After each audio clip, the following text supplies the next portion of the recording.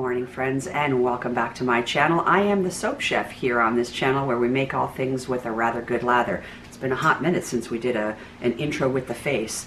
What am I going to do today? I don't even really know, honestly, what I'm going to be doing today. I'm probably going to be in bath bomb land, but I'm probably going to do a voiceover while you guys watch me working because I have a whole list of questions that I have been compiling probably for about the past 6 months. Every time somebody asks me a question or I see a question up on any of the groups and forums and different socials, and I try to answer them along with everybody else to the best of my ability from my own personal experience. But I figured, let me go ahead and address some of these questions and give you some of the answers to these things in a video while you guys watch me work. I'll probably be doing either bath bombs or bubble frosting.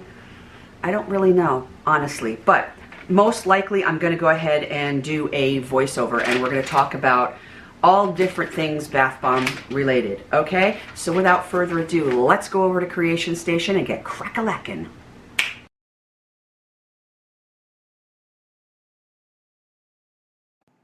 Okay, we are over here at Creation Station, off and running with the audio portion of this video. If y'all have been around for any length of time, you know who I am, you know how I roll. One of the things that I do not do is try to intentionally contradict other creators and makers or put them down or disparage them in any way to embarrass or humiliate them and just try to prove them wrong. That's just not how I roll. And if someone is giving out misinformation, well, that's on them. It's not my job to police the internet or call people out when they're giving out that misinformation. Here on this channel, I try to always be kind to everybody at all times, everywhere. That being said, there is a lot of different opinions on what to do and how to do it as far as bath bombs are concerned. And what works for me may or may not work for somebody else. And that's how I approach the information that I give out. Just remember that there is no hard and fast rule to making anything. It's all a matter of your personal preference, your research and development, and what you choose to do with your own products. There's not one person on the planet who has all the answers and has one tried and true, no-fail method to making everything. It just doesn't exist. And here lately, there have been quite a few, actually, new people that are coming up in the ranks, and I'm friends with several of them, and they've been messaging me and asking me different questions, and they're so confused because they're getting so many different answers from so many different people. They just don't know which direction they should go. They're tired of wasting money. They're tired of wasting their resources and their time. And believe it or not, there are a lot of platforms out there that are just giving out garbage recipes, A, in order to grow their platform very quickly in a very short amount of time, but more importantly, B, because they really don't want other people to do what they do, which is complete and utter nonsense in my opinion. But let's get away from all that negative talk. I don't like that. I don't do that here on this channel. A lot of other people do. I just steer away from it. You know, if you really look at all of the successful people in our industry, and success is measured in many different ways, but if you look at the ones that are really, really doing well, and their business is growing and they're expanding and they're upscaling everything and their packaging is getting more beautiful and they're getting into more of a boutique situation and they're doing wholesale and everything else, you know what? Those platforms never ever talk about drama. Like never. So if you have a flair for the dramatic, or if you are into controversial topics and love being a part of all of that, this is not the channel for you, my friend. But I do want to say to all of the people who have supported me over the years, a very large thank you to all of you. You all are my tribe. Okay, enough of that. Let's start talking about the ingredients that we use. We're talking basic ingredients. We're not talking about all the different fluff that you could add to a bath bomb. Let's just start off with the basic ingredients that you would need to make a bath bomb. Now, at its very core, all you need is baking soda and citric acid. So you need your base, which is a weak carbonate, that's your baking soda, and then you need an acid, that's your citric acid. Now, I've done a demonstration on the channel before regarding the baking soda and the citric acid, wherein I had a little cup of baking soda and poured water in it, and there's no effect, no fizzing. I did the same thing with the citric acid by itself in a little cup, added water, no reaction, no fizzing. Then I had a third cup that combined the baking soda and the citric acid, add your water, and here comes the fizz. I will link that video down below for y'all. You can check that out. So the percentages that I'm going to give y'all, it's just a general percentage. You could go below that, you could go a little bit above that, with the exception of your fragrances. Again, it's all a matter of your personal preference, what you want, or more importantly, what your customers want out of the finished product. So with that base, the baking soda, you're going to want roughly around 56%. And with your acid, your citric acid, you're going to want roughly around 28%. So in the basic sense, that's it. That's all you need. With a little bit of binder, you just take your baking soda, your citric acid, a little bit of binder, and you're good to go. Your bath bomb isn't going to last very long, but that's it, basically speaking. But what else can we add to this to make it a really nice experience and actually add some good skin-loving ingredients? Well, one of the first things that people complain about all the time is how their bath bombs are not hard enough. What can we add to make these bath bombs hard? Because if you just did your baking soda and your citric acid with your binder, it's going to be hard, but we can make it a little bit harder. What are we going to add to that? Well, we can add some cream of tartar, between 2 to 8%. We can also add clays. Now, in adding your clays, just be careful how much and what kind of clay you're using, because that can act as like a cement, I guess, is the best way to put it, and make your bath bomb really, really heavy. And so if you're one of those people who want your bath bomb to float, then I would steer clear of using any type of clays, because it does tend to make your bath bomb a little bit more heavy, and then that will sink to the bottom of the tub. Also, if you're using clays and you use too much of that, that can cause a lot of cracks when they're drying. That's one of the questions that people ask all the time. Why are my bath bombs cracking as they are drying? They seemed fine when I unmolded them. Everything was perfect. And then I come back the next day and there's cracks all over my bath bombs. One of the reasons could be that you've added too many hardeners, too much clay specifically.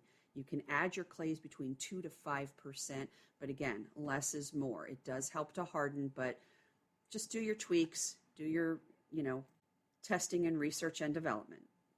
Another ingredient that is really nice to add to a bath bomb is some type of a milk powder, whether that be whole milk powder, buttermilk powder, heavy cream, any type of a milk powder, goat milk powder. Just beware that when you are using milk powders, they can tend to make your mixture a little bit on the sticky side. However, milks are really nice in the bath. It helps to soften the water and create some foam for you. So you can use milk powders between 2 to 8%. Again, in my personal opinion, less is more. Something else that you can add that will help to soften the water is some tapioca starch, also called Natrasorb bath. So there's a twofold benefit of using Natrasorb bath. One, as I already mentioned, it softens your water, but it also helps to anchor your scent and disperse those oils really nicely into your tub. Usually it's a 1-to-1 ratio with the Natrasorb to whatever fragrance you are using. And you can use Natrasorb anywhere between 1 to 4% in your bath bombs. I also did a video on Natrasorb because one of the questions I was getting was the scent is not being retained in the bath bombs, and how do we combat that? So again, I did a video on that using the Natrasorb and why we use that. I will link that down below for you guys as well. What about adding something that's going to be really, really soothing to the skin? Well, you can use some colloidal oatmeal for that. It's wonderful, very beneficial for the skin, especially when you're soaking. Think of Aveeno, the big guys, Aveeno with their bath treatments that contain all the oatmeal. So you can use that between 1 to 2% in your bath bombs. So next, let's talk about the moisture factor. When I'm sitting in the bathtub, I really want my skin to be moisturized, right? So that's where the oils and butters come in. For me personally, I only use butters. I do not use oils. A lot of other creators do use oils, and that's their personal preference, and that's what works for them. So oils and butters do two different things. Number one, they moisturize, they help to moisturize your skin, but they also help to hold and bind everything together while you are making your bath bomb. That being said, please don't get confused on that being called a binder. Yes, it is a binder in that it holds everything together while you are making your bath bomb. However, it is not a binder that will continue to hold all of your mixture together as your bath bomb is drying and into the next day when you go to check on them. In fact, if you only use an oil or butter as your binder and you make your mix and you come back the next day, they are going to crumble. They are going to break apart and you're going to just have a mess of powder on your hands. You have to have an actual binder like water or alcohol or witch hazel in order to hold everything together and keep it together. Just using an oil or a butter will not do that for you. So speaking of binders, what can we use? I just mentioned all the 3 different things that you can use as your actual binder. That would be water or witch hazel or alcohol or any combination of those 3. Again, I've already done a video on this explaining the differences between all 3 of those, doing a combination of any of those, and a side-by-side comparison of just using water as opposed to a combination of the other types of binders. Again, I'm going to link that video down below so you guys can check that out too, because I've already discussed that in length. And to the point that I had mentioned earlier on in the audio portion about, contradicting other makers or trying to embarrass or humiliate them or prove them wrong or whatever it is, I see it, you guys. Y'all probably see it too. It's happening. And it's just not nice, is it? What works for me may or may not work for somebody else. So again, if somebody anywhere is telling you you should only do this and you can only do that and you should never do this or you're not going to be successful, just stop listening, stop reading, stop watching. It's completely untrue. I have no idea what the motivation is for telling anybody these. I can tell you from my own personal experience, and I've been doing this a really long time, and bath bombs are my main selling product. It's for a reason. It's not because I put out crap bath bombs. It's not because I don't know what I'm talking about. So when I'm telling y'all, you can use any one of those 3 binders, you can. You absolutely can. It's just a matter of you tweaking your recipe to fit your own needs for your climate, your region, your elevation, your humidity levels, the recipe that you are using. Just make a teeny tiny small little batch of bath bombs and try each one of those binders yourself. Then try a combination of those binders. Again, I've already did the side-by-side comparison. You all know, if you've been watching me for any length of time, I use a combination of witch hazel and rubbing alcohol. It works wonderfully for me.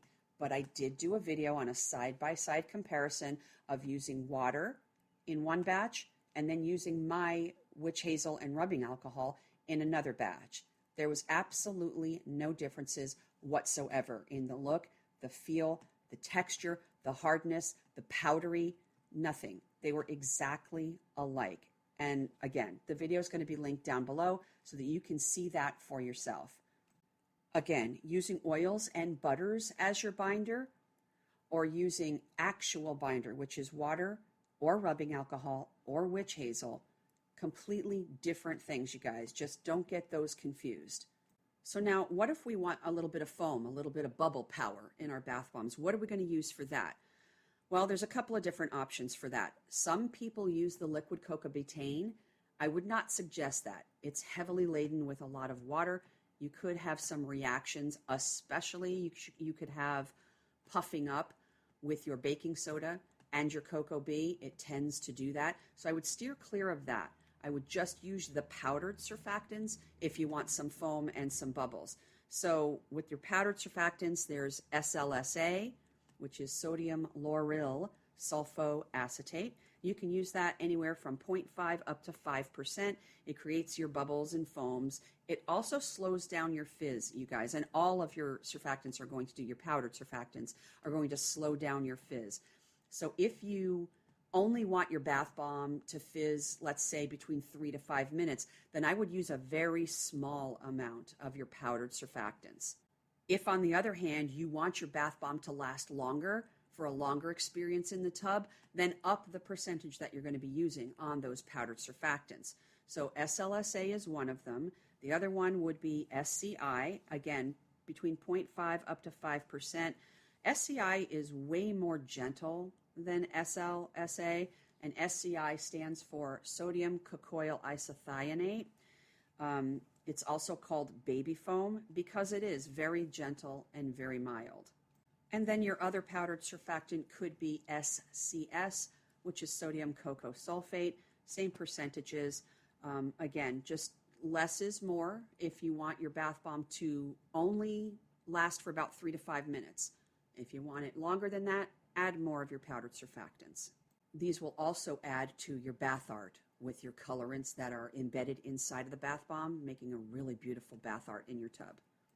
Now, how about colorants? What can we use for colorants? Well, there's a couple of different things. You could use mica as your colorant, but just be aware that mica will not mix down into your water really well as far as coloring your water, and it does tend to stick on the sides of your tub, making it a little bit messier.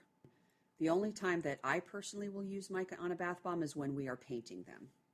So the other two options are dyes or lakes. Now, dyes are water soluble, but you have to bloom them. You have to bloom them in your baking soda. You have to just put it in a little bit of water and let those colors really come alive. Again, I have another video on how to bloom dyes. I will link that video down below. Keep in mind when you're using dyes, if you are doing outside events, dyes tend to fade way faster in the sunlight than lakes do. That's your other colorant is lakes. There's no need to bloom if you're going to be using a lake, but you do need polysorbate 80 in order to disperse that color down into the water.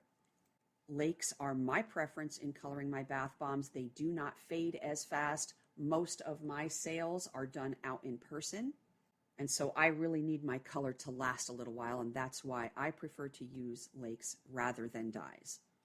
And so speaking of polysorbate, you want to use polysorbate 80, and you can do that between 0.5 and 1.5%. And what polysorbate does, it's a surfactant, and so it disperses your oils and butters into your water, and it also helps to prevent the staining on the sides of the tub, or on your skin for that matter, from the colorants that you are using. And lastly, we want our bath bombs to smell good, right? So we need to use our fragrances. You can either use essential oils or you can use fragrance oils. Now, every single one has a different usage rate, so I would check with the manufacturer on what the proper usage rate is to be sitting in a tub. I don't make my bath bombs with essential oils. I usually only use fragrance oils. You can use those up to 3% in a bath product, but again, every single fragrance oil is different. It is not one size fits all. Please check with the manufacturer of that particular scent to find out the proper usage rate if you're going to sit in a tub with it. And those are all of the basic components that you could use to make a bath bomb. What are a couple of things that we should not use in a bath bomb? A big no-no is to put salts into your bath bomb. Now, again, you're going to see a lot of creators using salt. That's their personal preference.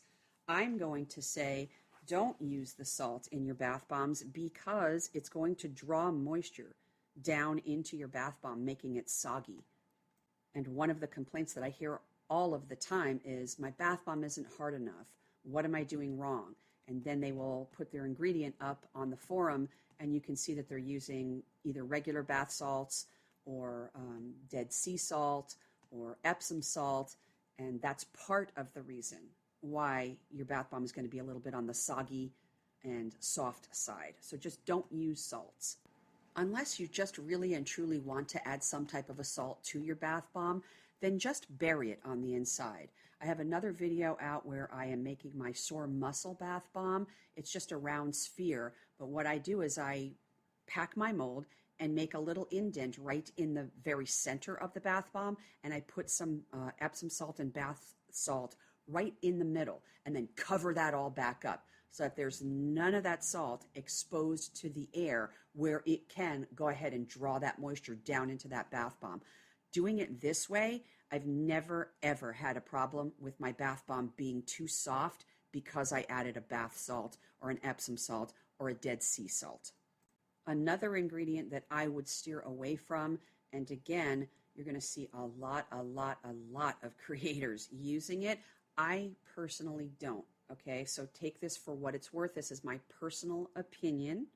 Don't come after me, please.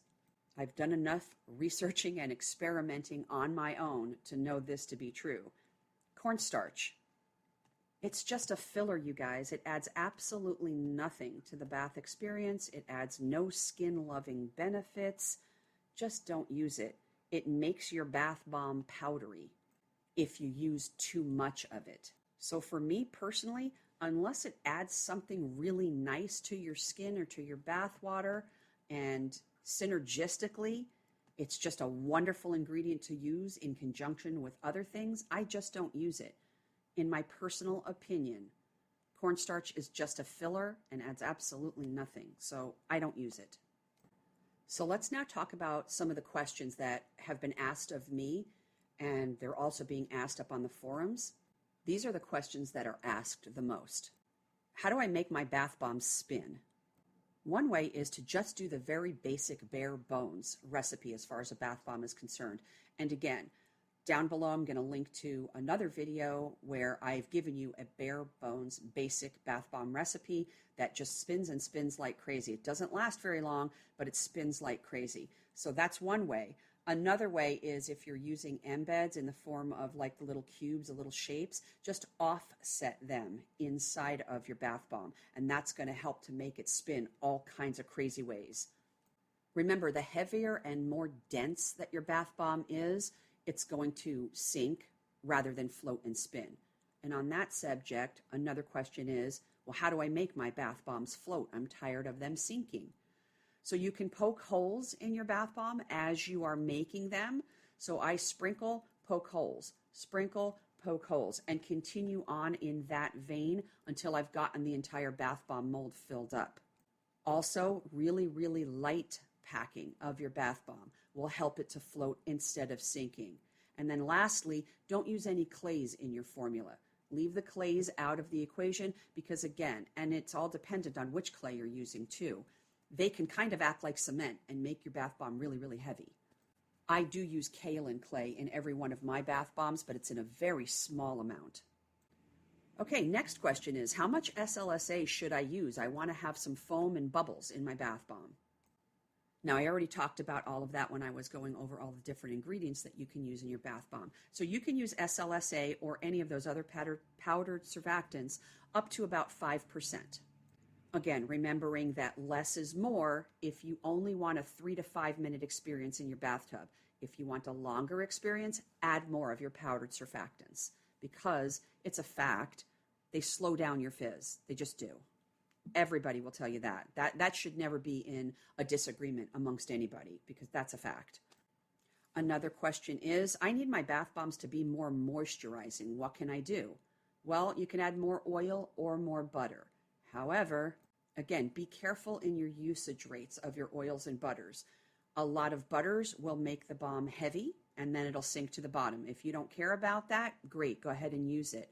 A lot of oils are going to make your bath bomb way too soft and smushy, and I'm going to insert a video here of a clip that a friend of mine sent to me. She's not a maker, but she was given a bath bomb by another local artist here. And she sent me the video and she asked me, are bath bombs supposed to do this? And she was literally squeezing the bath bomb and making indents all the way down into the bath bomb. So I'm going to link that little clip of a video here so you guys can see. And the reason why, this other maker used way too much oil. But use some butters. It's going to add a luxurious moisturizing feel to your bath water, and that'll be left on your skin. Next question, why are my bath bombs powdery? Okay, so In my personal opinion, and in my personal experience through trial, error, testing, tweaking, research development, you've used too much cornstarch or not enough binder. And that's why your bath bombs are powdery. Again, personal opinion, just don't even use cornstarch. If you want to use something that's going to give you the bulk of your bath bomb, use the Natrasorb Bath. It's way more light than cornstarch is, but it also adds so many different benefits to your bath water, whereas cornstarch adds absolutely nothing. And again, we've already talked about the differences in binders. Yes, oils and butters can be considered to be a binder, but on their own, they will not help to bind everything together and keep it together. You need a water or an alcohol or a witch hazel. If you don't use enough of an actual binder, your bath bomb will be powdery. Next question, and I did already touch on this when I was just talking about the little video clip that I'm going to put in here. Why are my bath bombs too soft? You've probably used way too much oil. If you have used all of the other ingredients that you're supposed to hold your bath bomb together and keep it together after you've unmolding it, even the next day when you come back, and you come back the next day, you feel your bath bomb, it's not crumbling, it's not cracking, it's not falling apart, but it's soft to the point where you can take your finger and make like an indent in it, you've used too much oil. Next question is, why aren't my bath bombs hard enough? Well, probably because you haven't used enough of your hardeners, which would be your cream of tartar or your clays. You don't have to use your clays, but cream of tartar is kind of necessary to get a nice hard bath bomb. Also, use a binder. If you're not using a binder and you're just thinking that your oil or butter is going to keep everything together and make a nice hard bath bomb, that's not true. You have to use a binder. So if you didn't use any binder at all, you're not going to have a hard bath bomb. It's going to crack, crumble, and fall apart on you. So to get your bath bombs hard, use your cream of tartar or your clays or both of those. I use both of those.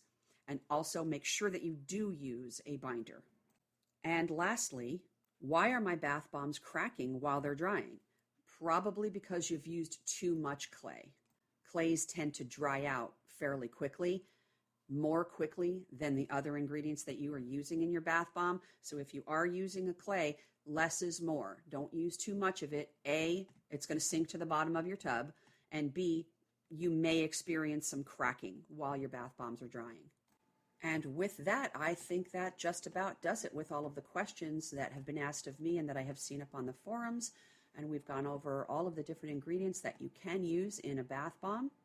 What I would encourage all of you to do is just do your own research and development, do your tweaks as needed, do your little tests in teeny tiny little batches, and see what works for you.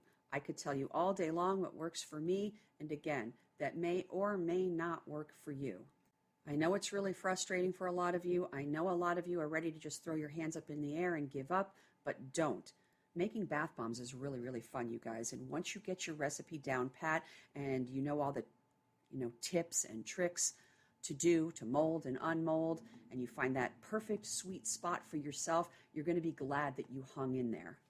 As always, I am always available for any help that you guys may want. You can message me, text me, call me, email me.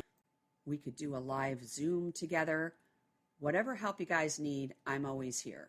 And I will never, ever tell you it's my way or the highway. I hope I never, ever come off that way. That's not being helpful. That's being arrogant. So let's just all build one another up and encourage one another to keep on going, keep on creating. You can do this, you guys. I have faith in you. You can do it, okay? With that, I'm going to say goodbye for today. And so be kind, my friends. Stay humble, take care of yourselves, and make your own good choices. See ya.